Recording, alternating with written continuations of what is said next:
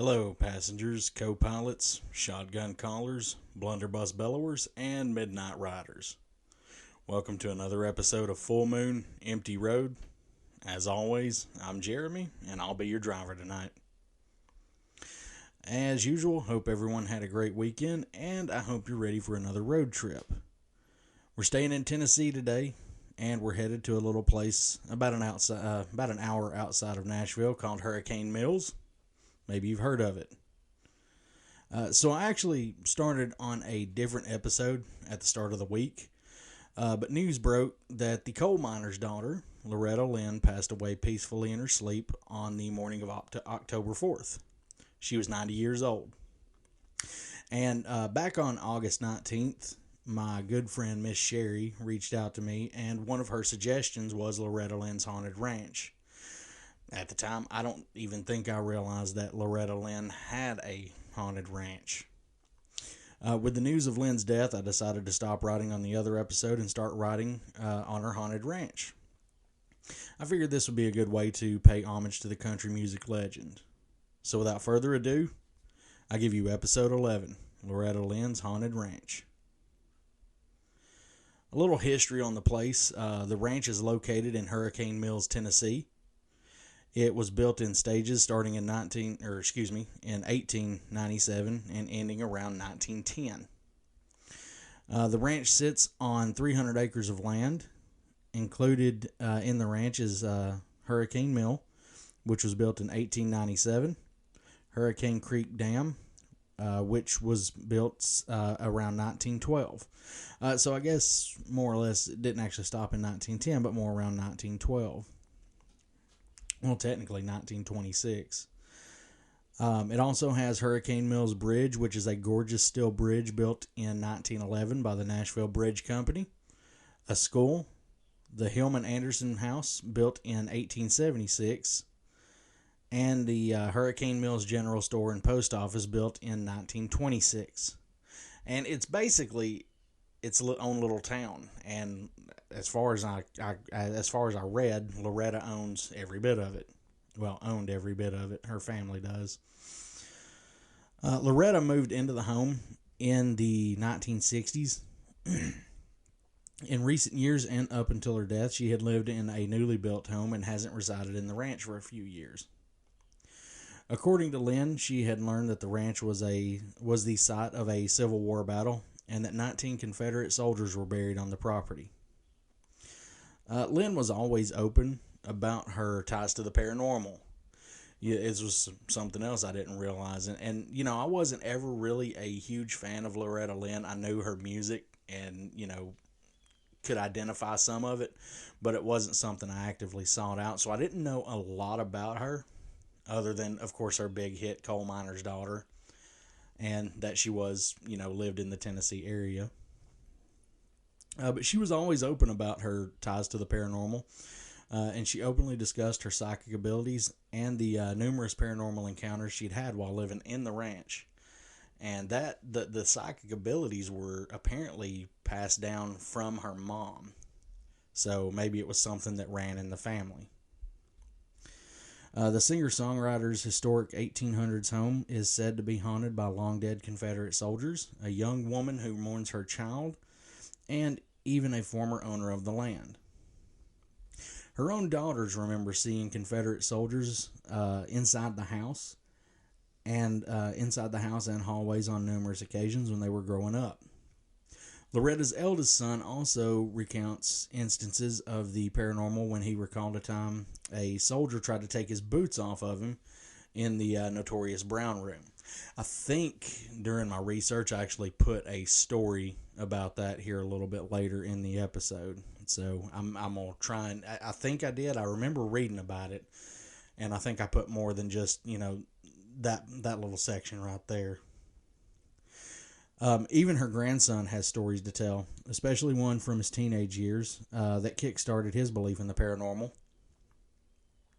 He told Tennessee's WJHL News that the power happened to go out one night, and as he was rounding the corner to get back into his room, the chandelier was the only light that was on in the house. What was strange about that was that the fact that the power was out, the entire house was dark, so there wasn't any sort of explainable way that the chandelier could have been on while the other lights were not. Loretta herself reports that she has seen a woman in mourning wandering the property crying. She sees her full-bodied apparition inside the home and in the property graveyard. The spirit is said to be Bella Anderson, a woman who passed away over a century ago from a broken heart after her baby died.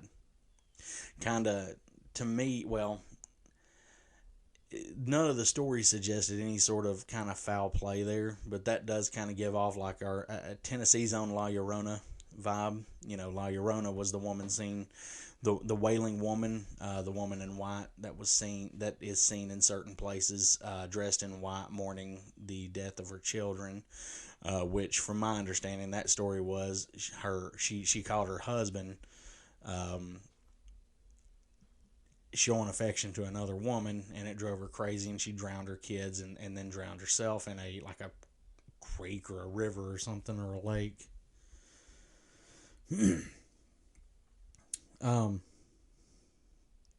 Loretta also recalls sitting at home with a close friend when they heard the sound of rattling chains coming from an area of the house known as Slave Pit.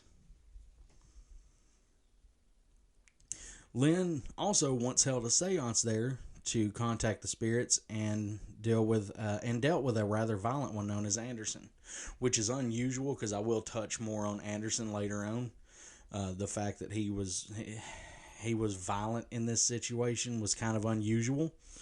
But they said when they did contact him, the table they were using to do the seance began to shake violently and slammed to the ground and broke. After some digging, after that whole ordeal happened, she found one of the original owners was named James Anderson. Born May 29th in 1858, he was the founder and builder of the Hurricane Mills Plantation, and his spirit and family are said to haunt the home still. He's been seen by Loretta, her family, her staff, and visitors. Today, the ranch is open for tours. However, visitors are not allowed upstairs. The upstairs of the ranch is off limits. There's a bedroom upstairs where two of her sons refuse to sleep. According to one of the sons, he felt a soldier trying to take his boots off when he and his brother woke up and saw a man pulling at his boots. They ran out of the bedroom and straight to their mother, exclaiming that a Civil War soldier was in their bedroom. So, dead sleep, and you feel someone tugging at your feet, and you see a Civil War soldier trying to take your boots off. When inside the room, staff can hear knocking from inside the closet door, inside the closet door. But upon further inspection, only Christmas decorations are stored inside. Christmas decorations and just random items.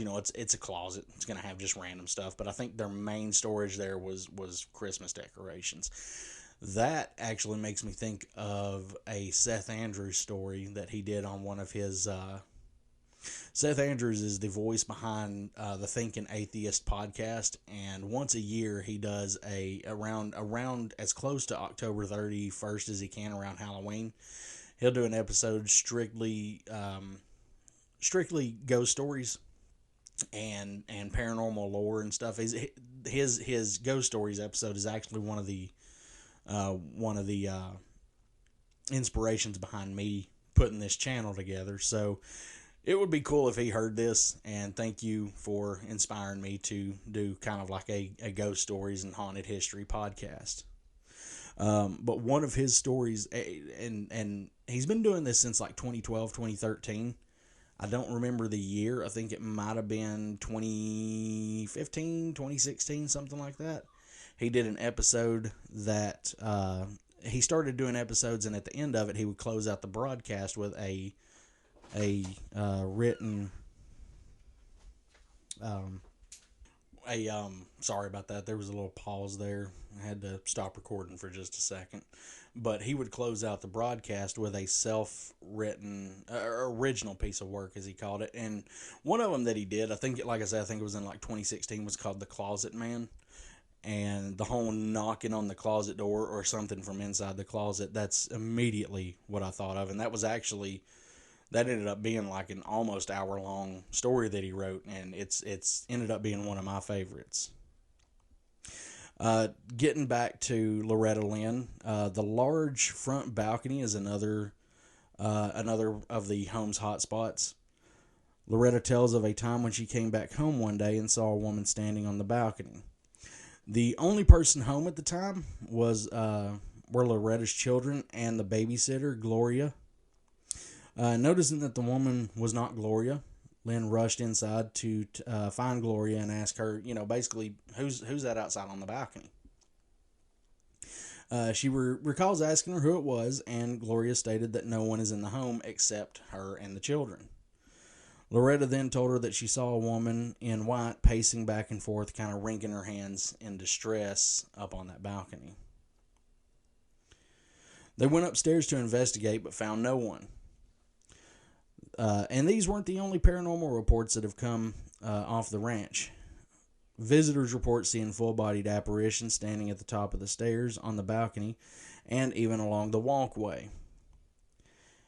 Housekeepers report that after they spend time straightening the albums that hang on the wall, they find them crooked a few moments later. Loretta has actually even dealt with that herself.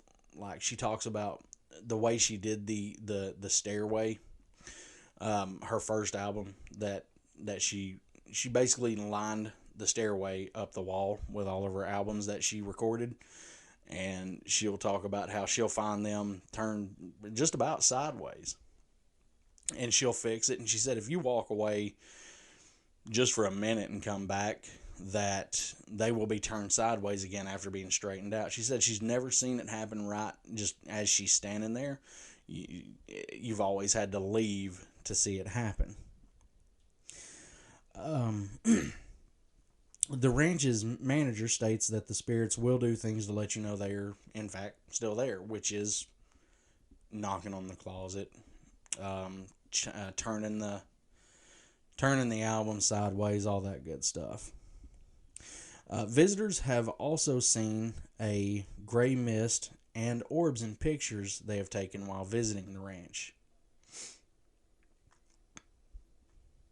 And I mean, I've never personally held much sway with orbs and mist. That could be, numerous things. And a lot of times when you see stuff with orbs, it's usually just dust motes or maybe a bug floating around.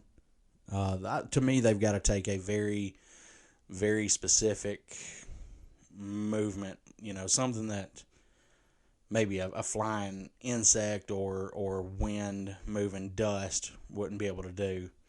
I do think it's cool that they do see the orbs and the mist in the pictures, but those can be explained away, so they've never really held much sway with me. Now, this place was definitely a paranormal hotspot. Actually, over the weekend, well, not over the weekend because it's the weekend now. Over the week, I did some searching on YouTube, and that's part of my research. Is I will look for different videos that describe the place or places or whatever it is that I'm covering this the coming weekend. And I didn't realize that she had actually had an episode. I think it was called My Celebrity Ghost Story or Celebrity Hauntings or something like that. I found it on YouTube and listened to it. And, listened to it. Didn't really get a chance to watch it, just kind of listened to it while I was doing this or that. And she definitely has a lot of interesting stories to tell. Excuse me, about cough there. One of the things I had mentioned earlier was about her talking about her psychic abilities and how I felt like they were passed down. Apparently, her mother also had these abilities, and I can't remember his name, but her mother had told her that her oldest, I think it was her oldest son, or maybe one of her sons would die while living in Hurricane Mills. And of course she was, Mom, don't say that. We're not we're not doing that. Don't say that. That's, we don't need to think about that. Well, Loretta was on tour, and I don't remember what year it was, but she went on tour and got really sick, ended up getting hospitalized. And if I remember the story from that episode correctly, her husband showed up at the hospital, and when he comes in, she's like, "Oh, hey, you came to visit me. How, that's sweet. That's thank you for that." And he was like, "We've actually got a problem." And to touch back on her mother's, I guess, premonition, to touch back on that, her mother had told her, said, he's going to die by drowning. And of course, her thoughts were, my kids can swim, so I don't see a problem there. They're not going to die from drowning. They're all really good swimmers. Well, when he comes in and, she thinks he's just there visiting because she is sick in the hospital, he tells her, your son, I can't remember his name, and I apologize for that, but told her, your son drowned. And so she, of course, decided, number one, that was the only time she ever disbelieved anything her mother had ever told her. Of course, she needed to know how. And he was crossing a stream or a creek or something on horseback, and something spooked the horse and it threw him.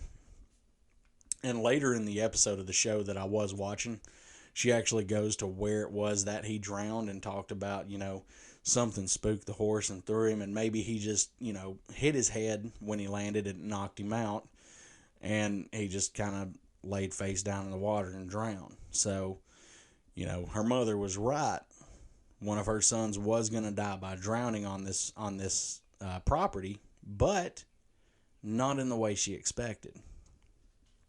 And as I said, that was to her, that was the one and only time that she chose not to believe, something her mother had seen in her mind's eye, whatever, felt, or had some sort of a premonition on. So it was, kind of interesting that did seemingly get passed down.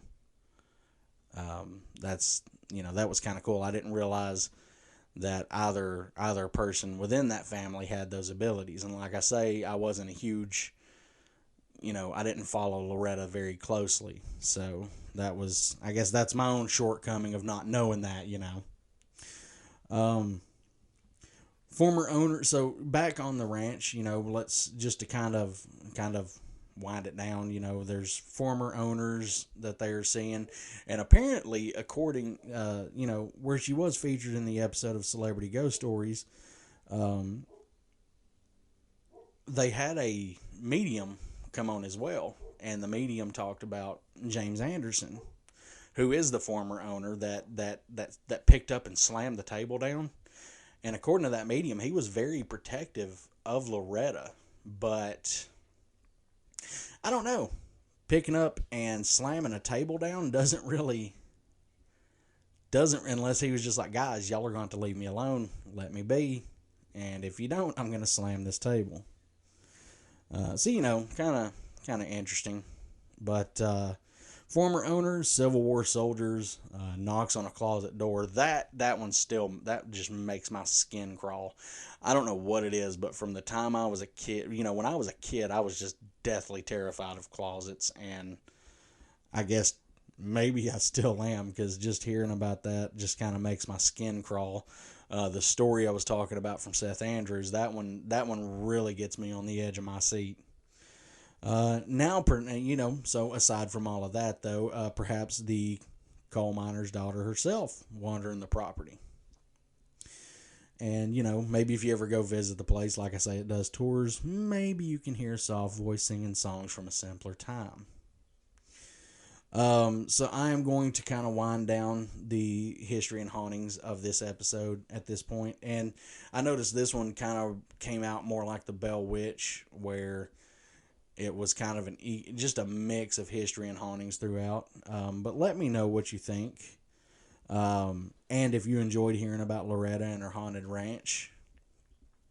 If they do tours, I've wondered if I can maybe talk Anna and us going up there and checking out her ranch. I would think she would probably enjoy something like that. Might be something to do around Halloween time. Who knows? So I did get most of my information today from the website NashvilleGhost.com. They had a really nice long rundown of just the different hauntings and different stories from Loretta's time living on the ranch. And so, let me know what you thought about today's episode, and let me know in the Q&A section in Anchor and Spotify. You can also follow me on Twitter and TikTok. Both are Full Moon Empty Road. Or you can drop me a line at fullmoonemptyroad@gmail.com. You can follow me on Facebook. You can either just search Full Moon Empty Road or FMER Podcast. I think that's the actual handle, more or less. And so I had written in my notes here before I started on today's episode. I wanted to kind of gauge y'all's thoughts on what y'all would think about me getting a Patreon.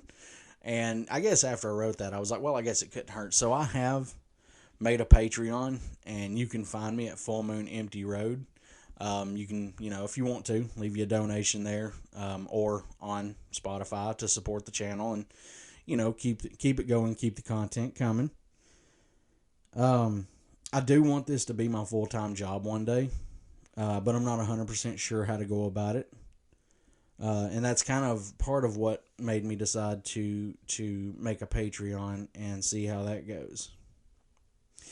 And another thing, if you noticed at the start of the episode, I have built a little intro, and please let me know what you think of that. I was pretty well impressed with myself when I put it together, because it's been years since I've done anything like that. It's been years since I've even owned a computer where I could start doing edits and stuff like that.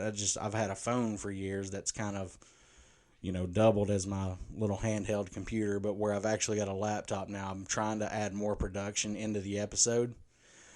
So let me know what you think about that, and if you enjoyed the intro, if there's anything I can do different. I want to do an outro too, so maybe let me know what kind of outro you guys would think would be fitting for the channel. And let me know what you think. And before we go visit Tiffany at the Vinyl and Sublime Company. She can do all things from decals, shirts, tumblers, mugs, and much, much more. She has began distributing, I guess. Now the shirts are already made. She's been making the Full Moon Empty Road shirts. And you can find her on Etsy at the Vinyl and Sublime Co. She even does custom orders. To request a custom order, you can email, text, or use the request a custom order at her Etsy shop. Drop her a line at the Vinyl and Sublime Co. at gmail.com, or shoot a text to 706-913-7837 to get started on your custom order today. And remember, friends and fans, anyone who orders through her Etsy shop, use the discount code HAUNTED10. That's HAUNTED10 to get 10% off your order today. So go now and tell her I sent you. And I want to say thank you to everybody for listening today. I hope you enjoyed the episode. And I just want to say rest in peace to Loretta Lynn, and thoughts and prayers out to her family during this time. Let's go home.